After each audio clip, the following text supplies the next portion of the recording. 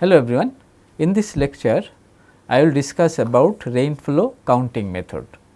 In previous lecture I have already discussed how to design a finite life problem as well as infinite problem which is subjected to fatigue types of reversal loading. But in actual case the actual component may not subjected to reversal types, fully reversal types of load. It may subjected to some what it is called haphazard types of load. Once it is subjected to some haphazard types of load, then how we can count that load cycle and how we can apply those load cycle in fatigue analysis to estimate the fatigue damage as well as fatigue life. For that reason, this rainflow counting method is one of the very popular method which I am going to discuss today. So, this is the content of today's lecture. Here I will discuss first what types of fatigue load spectrum generally we can face during fatigue analysis, then what is the rainflow counting algorithm, then I will discuss about first method of rainflow counting method, then I also will discuss about second method of rainflow counting method, and finally I will show you what are the references I followed for this lecture. So, generally what we can observe that the structural members are subjected to complex types of loads and stress changes during their working life. Whatever the things till now we discussed, that was considered a uniform amplitude or constant amplitude types of reverse types of loading, but that may not subjected a component. So, that is why first of all we should know what is a load spectrum. So, the load spectrum can be defined as the progression of load or you can say stress changes with time in a component or in a structure is called load spectrum if it is subjected to load, or if it is subjected to some stresses, then it is in the name of stresses it is called stress spectrum. So, load spectrum or spectrum you can say it is the progression of load with time or progression of stress with time. That means, with time how the variation of load or how the variation of stresses are there in a structure, that is generally called load spectrum. So, before generally going to fatigue analysis, the first and foremost things what we need to do, this fatigue load spectrum must first be determined, and this determination of this fatigue life is generally done with the help of a method, that method which I am going to discuss today. So, this method is rainflow counting method you can say, and this method generally whatever the method we should use for counting this load spectrum for fatigue analysis, that method if it is accurate one, then the result of what it is called fatigue analysis also will be accurate one. That is why this rainflow counting is one of the popularly accepted is quite accurate what it is called cycle counting method.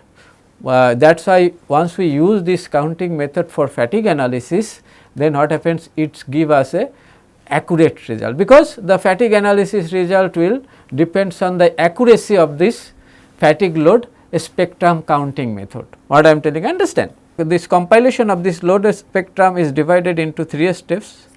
What are those 3 steps? First of all, the collection of load signal and their processing is required.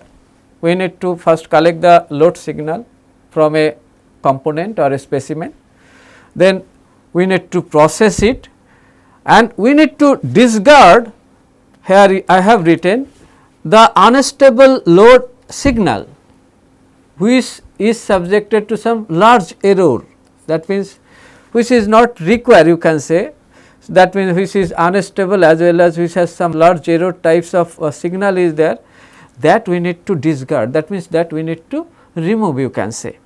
And finally, compiling of this load spectrum is done.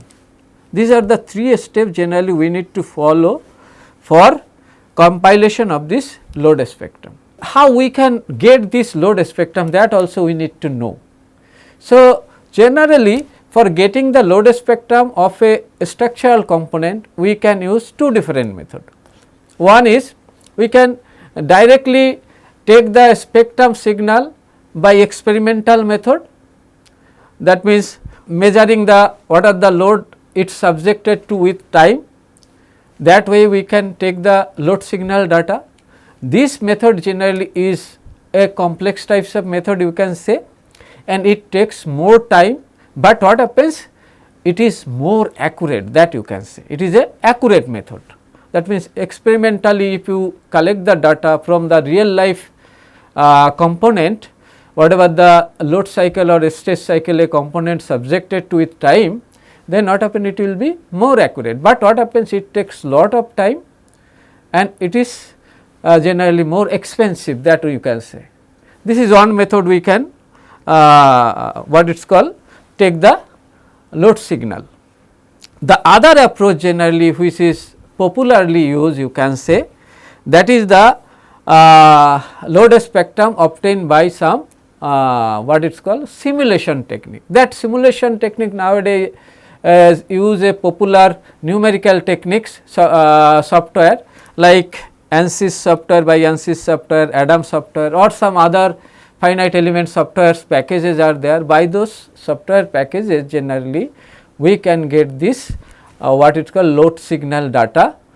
But here one thing we should keep it in mind, whatever the load signal data obtained by this software, that can be little bit what it is called inferior quality than actually measured data, definitely. So, what happens, that is why I have written, though this process is inexpensive and require relatively little time and effort, but generally this spectrum obtained by this software the accuracy is relatively lower than whatever the data we obtain by experimental measurement, definitely that should be. Now, we will go to discuss how the load spectrum is look like. Generally the load spectrum applied in a product or in a component in real life world are usually not a constant amplitude types of cycle, that look like a sine wave, that you can say. Constant amplitude means it look like a sine wave, which I am showing here in first figure, you can see this is figure 1, which is a sine wave. It has a constant amplitude. What is amplitude? Amplitude of a stress is generally, you can say, sigma max minus sigma min divided by 2. So, if you just check from this sinusoidal curve, you will observe that it has a constant amplitude. But in actual case, it is observed that load can be applied in a hazard manner by the end user of a product, which is shown in figure 2. This is figure 2, you can say. So, here you can say this load can be subjected by a, you can say, component which can be like this hazard manner, which is not have a constant types of amplitude. So, for this hazardous types of load signal, how we can count the what it is called fatigue cycle for fatigue analysis, that generally I am going to discuss in this lecture. So, generally you see this fast loading cycle, which is sine or reversal types of loading cycle, it's generally its counting of this cycle is very easy, whereas this hazardous types of cycle generally it's hard to count is compared to this sinusoidal types of load cycle. This I have written here, you can see. So, how to count this thing, that I am going to discuss. That means, here this hazardous types of load signal, generally first we need to break down a real world complex load history into cycle. This cycle how we break down, that I will discuss, as well as a cycle which is counting from this hazardous types of load signal by a method is called rain flow counting analysis method or rain flow counting algorithm method.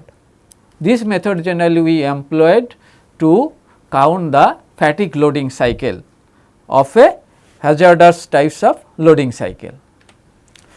Now, first of all we will discuss what is rain flow counting algorithm or rain flow counting method you can say. This rain flow counting method generally was introduced in 1968. It is a very old types of techniques you can say, which is introduced by two scientists you can say or two researchers you can say. Their name is Matsushi and Endo.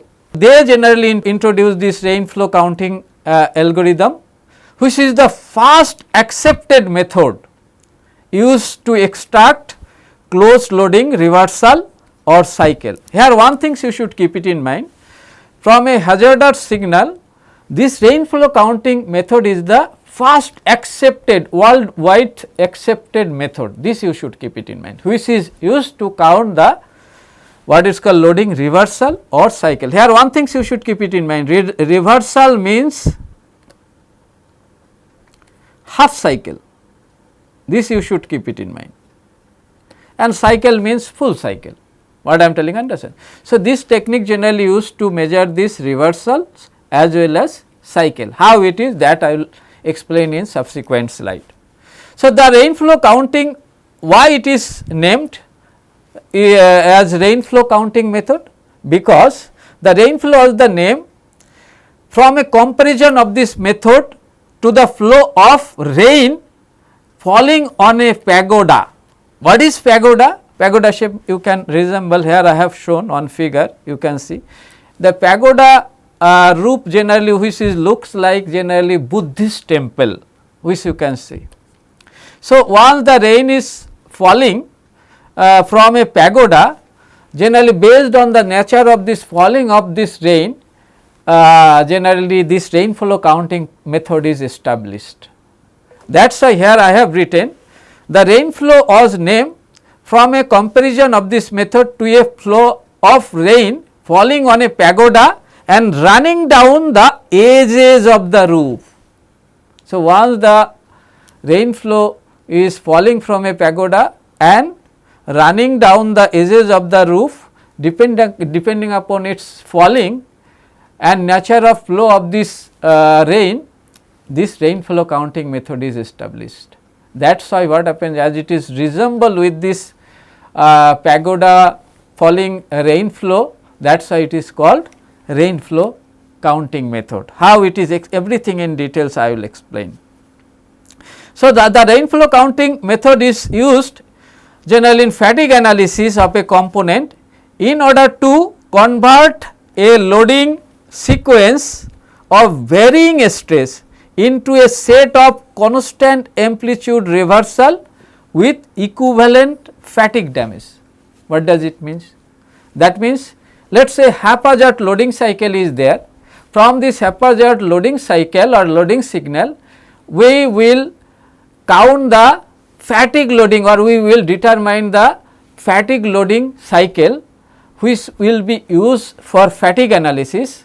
So, based on this rain flow counting method, whatever the cycle we will determine, based on this cycle whatever the fatigue damage we will calculate, that damage will be equivalent to the damage if originally happened in a structure, that you can say. Due to this haphazard signal, whatever the fatigue damage will occur, the similar equivalent damage will occurs by using the cycle counting by this rain flow counting method. This you should keep it in mind.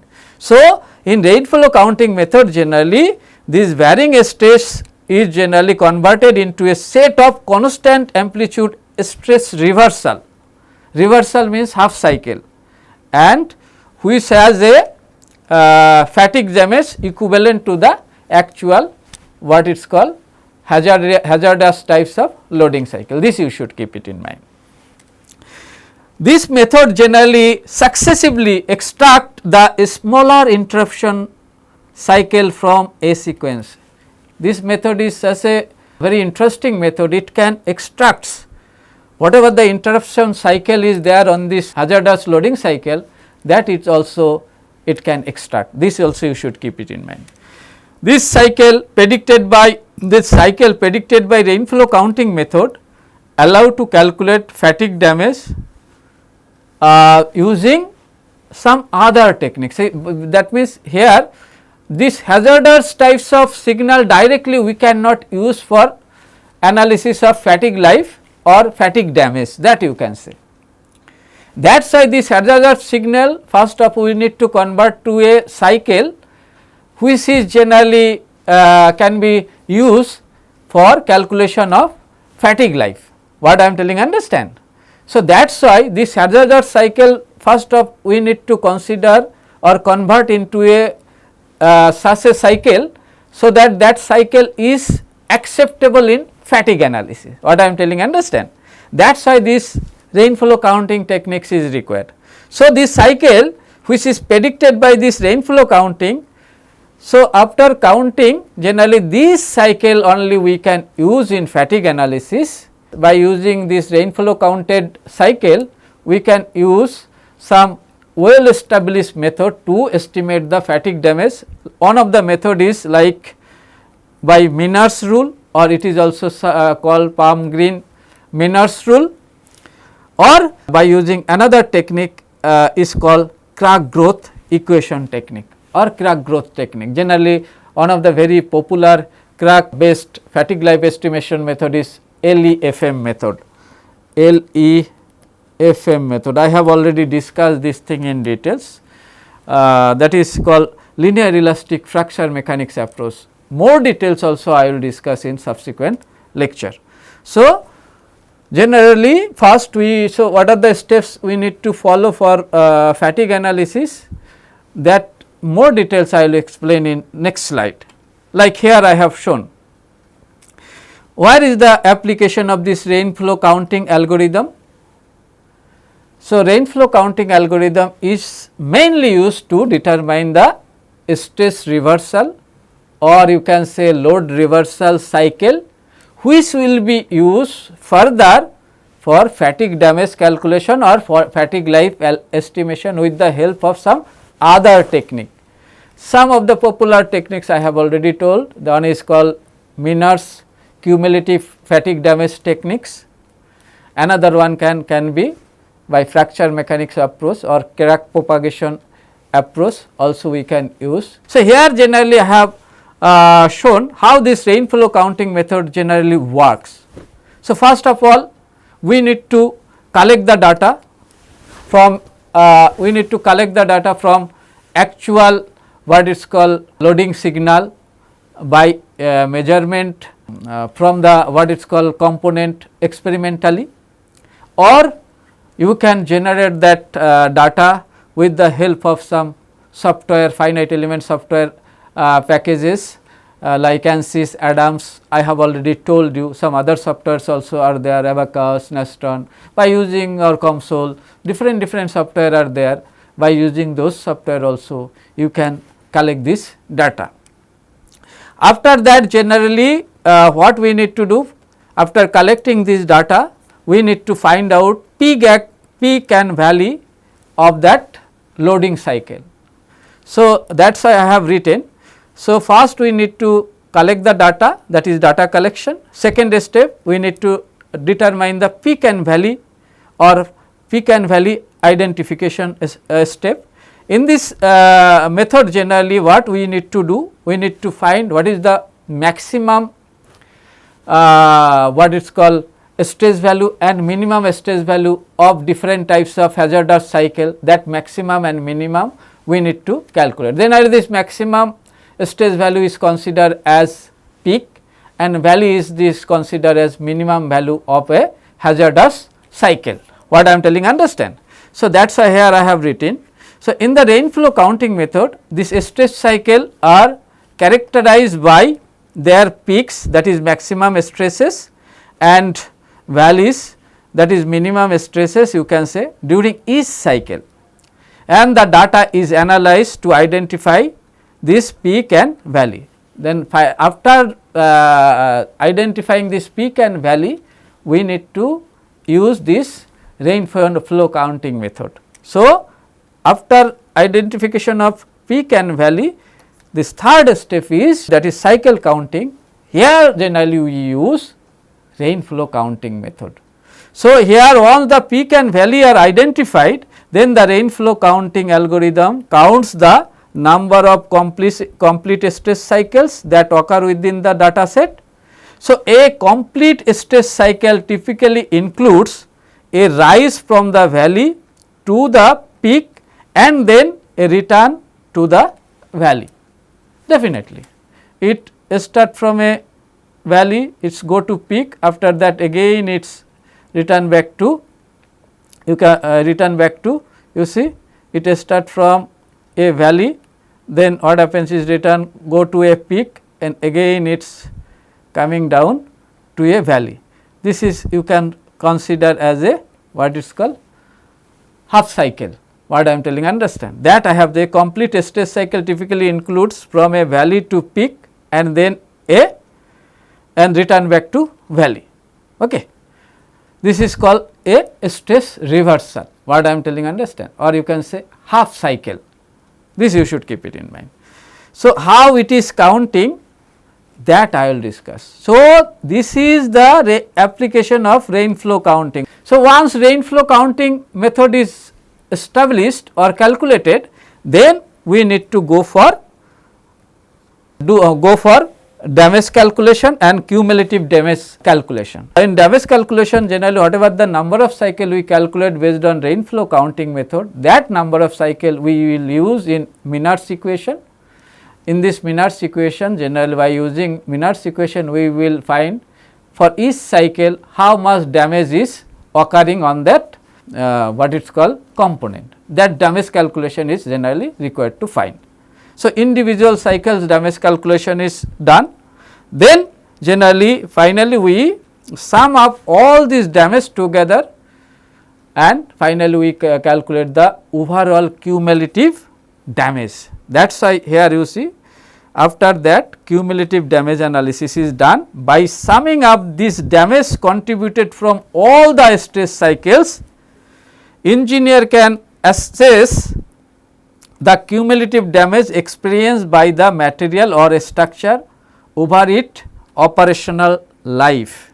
This analysis helps in predicting the fatigue life and determining whether design modification or maintenance strategies are needed to prevent fatigue failure, that also it determines. So, one of the steps which we use for fatigue life calculation or fatigue damage calculation is, you can say, rain flow counting method. By this method generally we need to find out the fatigue cycle. This is the main important thing from a hazardous types of loading cycle. How it is, that I am going to discuss in subsequent slide. So, the rain flow counting algorithm which I am summarizing below, that you can see. So, what we used to do in rain flow counting algorithm. So, here first of all we need to rotate the load history. So, first of all let us consider there is a load history which is, let us consider, looks like this. Let's say loading cycle which is average loading cycle. I have already told you, let us consider this is our horizontal axis is time and this vertical axis is load. This can be a stress or a strain, whatever it is, a stress or a strain, or it can be load also. So, first of all this load history, that means load with time, we need to rotate 90 degree, which I have shown in this figure, you can see. That means, once we rotate this load in 90 degree, at that time generally what are the things, your time will be vertically downward direction and the load time history resembles like a pagoda roof. You see that, you can see it looks like a pagoda roof. So, here one thing you should keep it in mind, in this pagoda roof, this is, you can call one peak. In this case you can consider this is one peak, this is another peak, this is another peak, definitely these are all different peak. Okay. And this this B point, so this A, C, E, G, A, again these are all peak, these are all you can consider in this method, it is considered as peak. Whereas here generally valley is the lower point of this pagoda roof, that is one is called this valley is B, this D and F and H. So, this is one method I am explaining. In another method is there I will discuss, there generally some other techniques is used, that is called second method also I will discuss. So, imagine a flow of rain. So, here you imagine a flow of rain like what happens from here after rotating, you need to imagine a flow of rain I am showing here, you can see. So, this flow of rain, if it is start from A, then it will go to B, after that it will fall down like this, and it as the you can say valley is further smaller or lower than this B point, that is why it will continue, and it will generally after D point you see no lower valley is there, that is why what happens here the you can say here what here generally your rain water will fall down. So, that is why here what happens, imagine a flow of rain is starting at each successive extreme point, that means here flow should start from each successive extreme point, that means flow will start from peak as well as another extreme point is valley, from valley also, what I am telling understand. So, this second point you should keep it in mind. So, it will start first cases from A, second cases from B, third cases from C, fourth cases from D. So, each and every cases we need to consider this flow is starting, what I am telling understand. That is why imagine a flow of rain starting at each successive extreme point, that is each peak and valley. And here for defining a reversal, already I have told you reversal means half cycle, not full cycle, cycles means a full cycle. So, reversal is a half cycle, this you should keep it in mind. So, define a loading cycle by allowing rain flow to continue to drip down these roofs until what are the next step. So, this rain flow to continue drip down to this roof until it falls opposite a larger maximum point, this is one case. So, it fall until it falls opposite a smaller minimum point and it meets a previous flow falling from the above and it falls below the roof. So, depending upon these four cases you need to define the half cycle or on reversal. How? Everything I will discuss. So, first of all always you should keep it in mind, once rain flow start from what it is called start from a peak, then it will stop in a valley zone, what I am telling understand. Once a rain flow start from a valley, then it will stop in a peak zone, this you should keep it in mind. So, here you see this first peak point is A, which is the highest peak you can say for this pagoda resemble types of roof. So, here the first point is it is told, that means it is started from A point peak and it is continue to B, after that you see it is further continue to D. Why it is further continue to D? Because D is further a smaller valley than point B, you can see, that is why it is continue. But after that whatever the valley F, A's are there, this valley is higher than D, that you can say. Higher, why I am telling? It is generally higher, why I am telling? Because you see this is the extreme valley, extreme valley means it is the this D point is the extreme valley. After that you see no further valley is this. Extreme valley is generally consider, you can consider as the smaller valley or smallest valley. what I am telling, understand. Compared to this smallest valley, you need to define other valley. So, that is why I have written here, where its fall down, you see, as D is the extreme valley or a smaller valley than B and other valley, you can say. That is why in first cases, when it start from the peak, its fall down from D. So, this ABD is called as on reversal. What is what it is called? ABD is called on reversal. Now, second case, what are the things you need to do? So you see, in first case you observe that it start from peak A, it start from peak A and it is finished at valley D, it is finished at valley D. So, each and every reversal start from the peak and what happens is fall down in valley.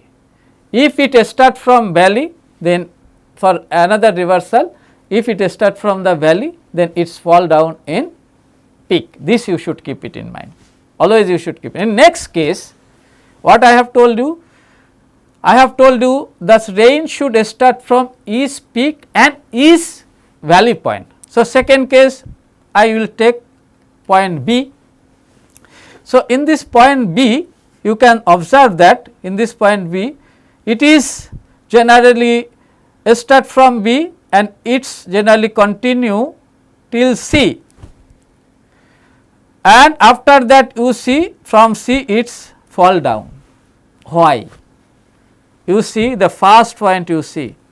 So, you see the first point, why I am telling here, always you should keep it in mind, the peak A is the highest peak, next highest peak is E, then next highest peak is C and next highest peak is G. So, you can write like this, A is the highest peak, then E is the second highest peak, then C is then third highest peaks, then you can say G is that next highest peak, what I am telling, understand. So, these are all peak, A, E, C, E are the peak sequence, you can say.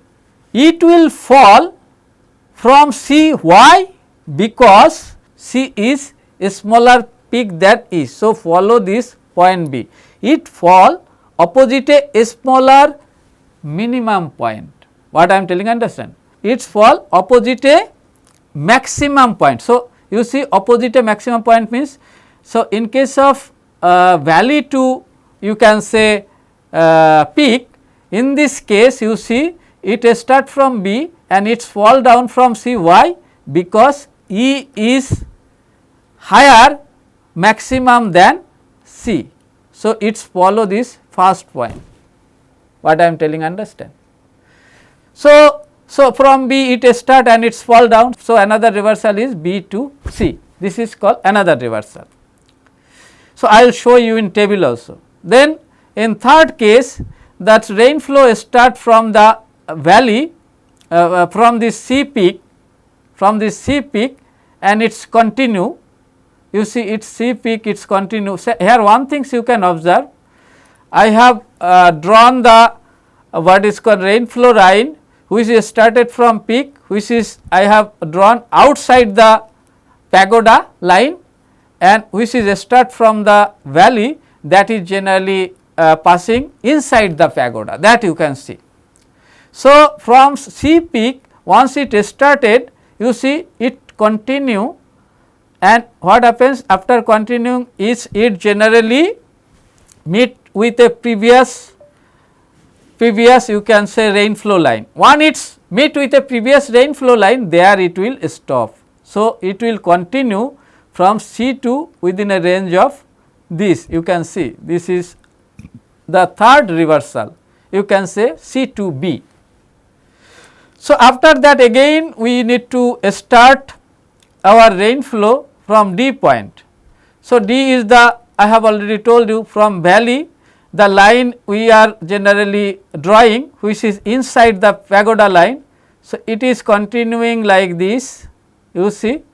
So, after that you can observe that E is the higher peak compared to G, that is why what happens, it will continue, and what happens, where it will stop, where the maximum peak we will get compared to this other peak, generally E, G and other peak, what I am telling, understand. So, it is observed that the peak A is higher than this peak E. So, at this higher peak A, generally it will stop. So, this is another reversal which is D E A, what I am telling, understand. Similarly, generally next case our rain flow start from E, E is peak. So, in peak case generally rain flow line we have drawn outside the pagoda line, you see it is continuing like this. So, after that it's continue to H also till H. Why? Because you see this H is a smaller value than F. So, H is a smaller value than F, then what happens, this B point will come into picture. So, that is why our rain flow will stop where, in this smaller value H, what I am telling, understand. So, it is started from E, it continue to F, then H and it fall down. So, from F again it will start. So, from this valley it is started and it is continue to G. So, after that G generally it is fall down. Why? Because this A is higher than G. So, that is why at this G point, your rain flow will fall down. So, after that you need to start from H. So, you see it start from H. I have already told you, once it start from valley, then our rain flow line generally drawn inside the pagoda line, and what happens after that, it will meet with another rain flow line, this line, you see. So, that is why what happens, it will stop in this location, that means which is equal to E. So, this line reversal is H to up to E, this you should keep it in mind. Okay. So, this way generally you need to define the what is called cycle reversal or reversal cycle. Okay. Now, from this generally you need to find out what is the number of cycle is there in a haphazard types of load signal. So, that is why what happens in rain flow counting method, there are two different methods we use. The first method which I have already discussed, that means in this method again I am showing in next slide. So, this is the first method, on example I am just giving, though I have explained in previous slide, again I am just explaining. So, let us consider this is a haphazard types of load signal or a stress signal. Here let us consider this is your A point, B point, C point, D point, E point, F point, G point, H point, and again let us consider this A and A both have same magnitude, that I am writing, let us consider this A. So, in this signal how to find out the fatigue reversal using rain flow counting method, that I am going to explain. This is called first method. So, in first method what we need to do, we need to first rotate the. So, here first of all I am going to discuss this first method again, though I have explained the different steps which we followed for estimating the fatigue cycle using rain flow counting method. Again here I am explaining little bit more details by using this first method. So, in this method first of all, whatever the load signal I have shown in previous slide, that load signal we need to rotate by 90° clockwise direction. Here in this case time should be vertically downward direction, you can observe that. So, here this you can, so this is now resemble like a pagoda roof. So, here generally this A, B, so C, I am defining all the peak and valley by this A, B, C, D, E, F, G, H, and similarly as it is similar to this A point, I am writing like this. So, here one things you should keep it in mind, here A I have written, here A, C, E, G, here A, C, E, G all are peaks. Definitely in this pagoda roof, this is the peak point, then next peak point of this pagoda roof is C, then E, then G, and finally this A is also another peak. So, what is the pagoda valley? So, I have already written pagoda valley is B, D, F, H. B, D, F, H are pagoda valley, which I have already written here also for your understanding. Here generally A peak is the highest peak, you can say, then E peak is there, then C peak is there, then G peak is there. What I am telling, understand? This you should keep it in mind. This is the first point you need to know. The second point, these are all peak sequence. Okay. Then second case, which is the lowest valley, the lowest valley is D, then the second lowest valley is, you can say, H, then another valley, third lowest valley is F, and then next valley is B. What I am telling, understand? So, this is the valley sequence. So, the lowest valley here, which is the lowest valley, is the D is the lowest valley, that you observe. After that H, then F, then B. So, you see this is the valley sequence. This I am comparing with pagoda roof. In pagoda roof, how the valley is sequencing, what I am telling, understand, and how much it is inside or outside the roof, that I am just showing. So, first cases I have already told you, we need to start the rain flow from east, peak and valley. So, first I will start the rain flow from first peak A. Okay. So, I will start this rain flow from first peak A. The rain flow line which is start from peak, that will flow over the or outside the pagoda line. This is this A, B, C, D, E, F, G, H, A, this is the pagoda line, you can say. So, the rain flow which is starting from peak, it will flow over or outside the pagoda line. You see it is continuing.